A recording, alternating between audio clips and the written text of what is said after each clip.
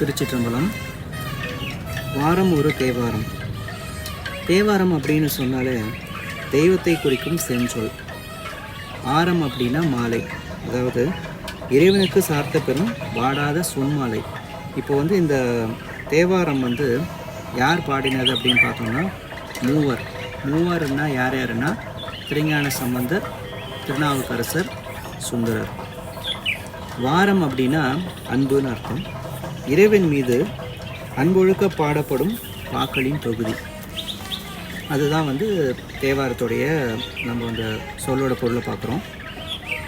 இந்த தேவாரம் பற்றிய காணொளி வாரம் ஒரு முறை நம்ம சேனலில் பதிவு போட போகிறதுனால வாரம் ஒரு தேவாரம் அப்படின்னு நம்ம பொருள் எடுத்துக்கலாம். இப்போ இந்த 12 திருமுறை பற்றிய தொகுப்புகளை பார்ப்போம். நம்ம அது எப்படி பகுக்கப்பட்டிருக்கு அப்படின்னா, 1ஆம் திருமுறை, 2ஆம் திருமுறை, 3ஆம் திருமுறை, இது மூணுமே பார்த்திங்கன்னா திருஞான சம்பந்தர் பாடினது. ஸோ மொத்தம் 383 பதிகங்கள் பாடியிருக்காரு. அதோட கடைசியாக பார்த்திங்கன்னா 3ஆம் திருமுறையில் திருவிடைவாய் மற்றும் திருக்கிளியண்ணூர், இந்த ஊருக்கு தலா ஒரு பாடல்கள் பதிகம் பாடினதுனால மொத்தம் கணக்கு 385. இது திருஞான சம்பந்தர் பாடியது. 4, 5, 6 இந்த திருமுறைகள் பார்த்திங்க அப்படின்னா திருநாவுக்கரசர் பாடியது. அவருடைய கணக்கு பார்த்திங்கன்னா மொத்தம் 312 பாடல்கள். அதாவது 4ஆம் திருமுறையில் 113, 5ஆம் திருமுறையில் 100 பதிகங்கள், 6ஆம் திருமுறையில் 99 பதிகங்கள், ஆக மொத்தம் 312. 7ஆம் திருமுறை சுந்தரரோடது. மொத்தம் அவர் பாடியது 84. 8ஆம் திருமுறை மாணிக்கவாசகர், அது திருவாசகமும் திருக்கோவையாரம். இப்படியே 12 திருமுறைகளுக்கும் போகும். நாம் இந்த பதிவில் தேவாரம் பற்றி பார்க்குறோம். திருச்சிற்றம்பலம். வாரம் ஒரு தேவாரம். இந்த தொகுப்பில் ஞானசம்பந்தர் அருளிய அற்புதமான திருப்பதிகங்கள் நம்ம ஒவ்வொரு வாரமும் பார்த்துட்டு வரோம். கடந்த பதிவுகளில் திருஞான சம்பந்தர் நல்லூரில் சில காலம் தங்கி அங்கு அருளிய பதிகங்கள் நம்ம பார்த்தோம். இன்னைக்கு அத்தலத்தில் 3வது பதிகம் பாடுகிறார். 3ஆம் திருமுறை 83வது பதிகம், பண் சாதாரி. முதல் பாடல். வண்டிரிய விண்டமலர் மல்கு சடை தாழ விடையேறி பண்டெரிகை கொண்ட பரமன் பதியது என்பர் அதன் அயலே நண்டிரிய நாரையிரை தேரவரை மேலருவி முத்தம் தெண்டரைகள் மோதவிரி மோது கமழும் திருநல்லூரே. பாடலுடைய பொருள்.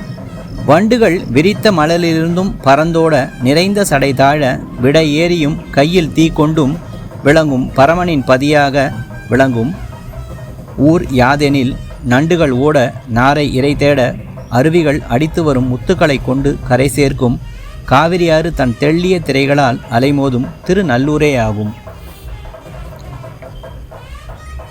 2வது பாடல்.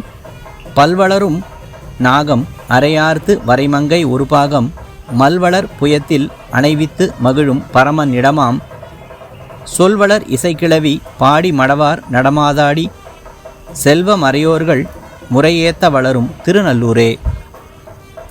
பாடலுடைய பொருள்.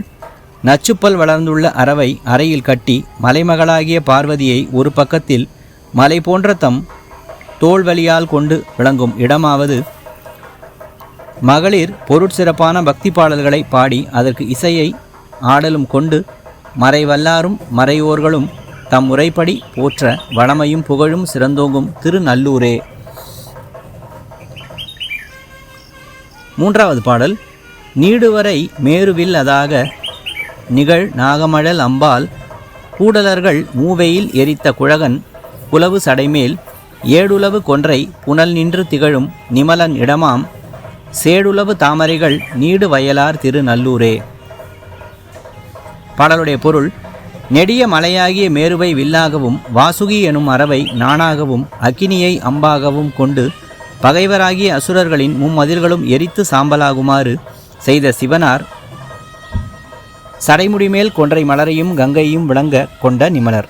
அப்பெருமானின் இடமாவது பெருமைமிக்க தாமரை மலர்கள் வயல்களில் பெரிதும் திகழும் வளப்பம் கொண்ட திருநல்லூரே ஆகும். 4வது பாடல்.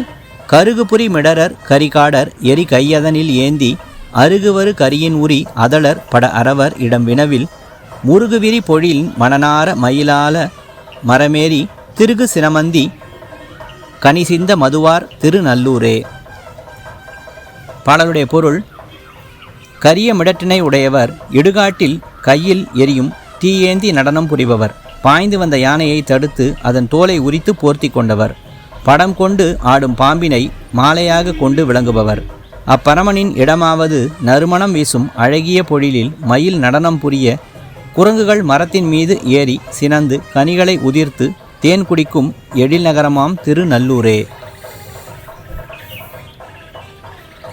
5வது பாடல்: பொடிகொள் திருமார்பர் புரி நூலர் புனல் பொங்கரவு தங்கும் முடிகொள் சடைத்தாழ விடையேறு முதலாளர் அவரிடமாம் இடிகொள் முழவோசை எழிலார் செய் தொழிலாளர் விழமல்க செடிகொள் வினையகல மனம் இனியவர்கள் சேர் திருநல்லூரே.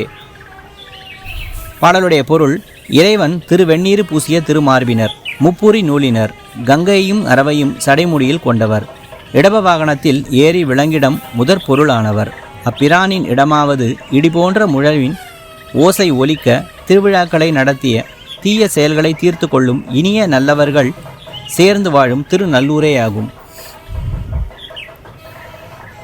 6வது பாடல்: புற்றரவர் நெற்றி ஓர்கண் ஒற்றை விடை ஊர்வர் அவர் அடையாளம் சுற்றம் இருள் பற்றிய பல்பூதம் இசைப்பாட நசையாலே கற்ற மறைவுற்று உணர்வர் பற்றலர்கள் முற்றும் எயில் மாள செற்ற வறுப்பிடம் நெருக்கு புனலார் திருநல்லூரே. பாடலுடைய பொருள்: புற்றில் வாழும் பாம்பினை அணிபவர், நெற்றியில் ஒரு கண் கொண்டவர், ஒற்றை இடபத்தை தன் வாகனமாக கொண்டவர், அடையாளம் தெரியாத இருளில் பல பூதகணங்கள் இசைக்க பிரானார் ஆடல் கொள்வார், மறையோதும் அந்தணர்களால் போற்றப்படுவார், பகைமை கொண்ட அசுரர்களின் முப்புறங்களை எரியுமாறு செய்தவர், அப்பிரானின் இருப்பிடமாவது நீர்வளம் மிக்க திருநல்லூரே.